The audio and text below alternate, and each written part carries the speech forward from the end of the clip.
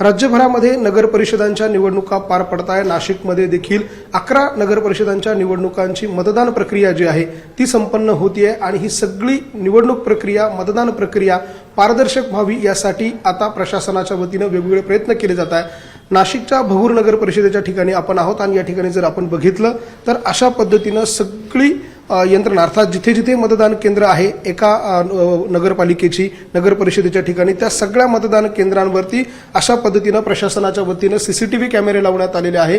हे सीसीटीव्ही कॅमेरे लावून या सगळ्याचा कंट्रोल जो आहे तो या कंट्रोल रूम मध्ये घेण्यात आलेला आहे आणि या कंट्रोल रूम मधून स्वतः प्रांत असतील किंवा निवडणूक निर्णय अधिकारी असतील हे सगळे या निवडणूक प्रक्रियेवर लक्ष ठेवून आहे। कुठे गोंधळ उडतोय का, कुठे बूथ बंद पडत आहे का, कुठे काही मतदार याद्यांमध्ये घोळ होतोय का, या सगळ्याची माहिती जी आहे ती एका ठिकाणी बसून मिळावी यासाठी अशा पद्धतीची यंत्रणा तयार करण्यात आलेली आहे। आणि त्याच ठिकाणी आपण जर बघितलं तर सर्वत्र सीसीटीव्ही कॅमेरे जे आहे ते लावण्यात आलेले आहे आणि या सीसीटीव्हीच्या मदतीने सगळ्या केंद्रांवरती एकाच वेळा लक्ष ठेवता येत आहे। ही खरं तर नेमकी संकल्पना काय आहे, त्याचा फायदा काय होतोय, आपण आपल्यासोबत प्रांत मॅडम आहेत। मॅडम, नेमका काय उद्देश याचा आहे आणि कशा पद्धतीने हा सगळा कंट्रोल ठेवला जातोय?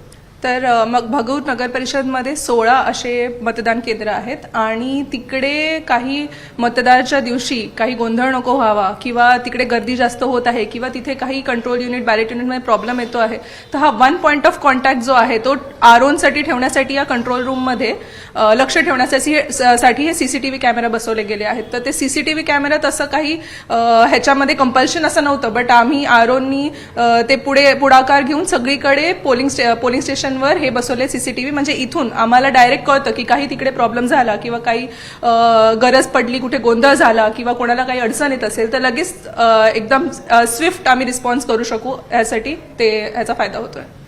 आता म्हणजे आज दिवसभरामध्ये तुम्हाला त्याचा काही उपयोग झाला का? कुठल्या ठिकाणी काही अडचण झाली ते काही करण्यासाठी? तर तसं तर लगेच अजून काही असा प्रॉब्लेम आला नाही ज्यामध्ये आम्हाला लगेच काही इंटरव्हेन्शन घ्यावं लागलं। आमचं एनिवे झोनल ऑफिसर्स सगळे तिकडे आहेत ऑन फील्ड, त्यामुळे तिकडे काही झालं तर आम्हाला तिकडून पण रिपोर्टिंग होतं आणि इथून पण दिसते, पण असं याचाच गर्दीचा प्रॉब्लेम किंवा काही असं कुठे अजून आढळून नाही आलं। पण आम्हाला इथून इफेक्टिव्हली लक्ष देता येत आहे, म्हणून सगळीकडे व्हिजिट करायची अशी स्पेशली गरज नाही पडत आहे। असं आपल्यासोबत निवडणूक निर्णय अधिकारी, काय फायदा होतो या कॅमेऱ्यांचा, सीसीटीव्हीचा आणि काय नेमकी कन्सेप्ट आहे? निश्चितपणाने याचा खूप फायदा होतो आहे। या ठिकाणी आम्हाला जे मतदार या ठिकाणी गर्दी होते आहे त्या ठिकाणी नियंत्रण करता येत आहे। ॲडिशनल मॅनपॉवर त्या ठिकाणी आम्हाला प्रोव्हाइड करता येते आहे आणि या ठिकाणाहून एकत्र बसून आम्हाला 1 पॉईंट इफेक्टिव्ह या ठिकाणी कंट्रोल करता येतो आहे।